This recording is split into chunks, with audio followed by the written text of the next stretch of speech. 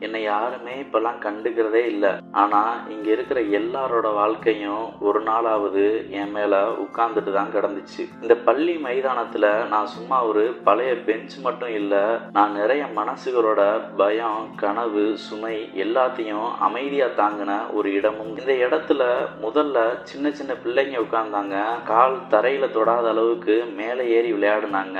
எதிர்காலம் என்னன்னு ஒண்ணுமே தெரியாம சிரிச்சுக்கிட்டே என் மேல உட்கார்ந்து சந்தோஷமா கால்களை ஆட்டுனாங்க.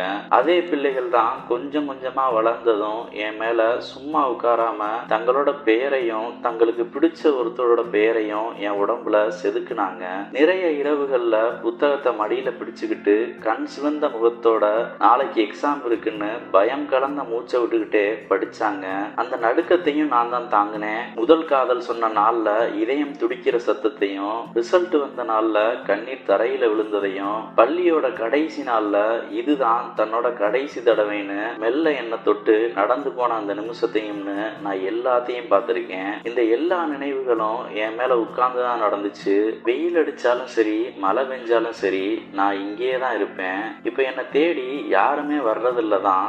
ஆனா என்னை கடந்து போறப்ப யாராவது ஒருத்தர் தற்செயலா என்ன பார்த்தா அவங்க முகத்துல ஒரு சின்ன புன்னகை வரும் பாருங்க.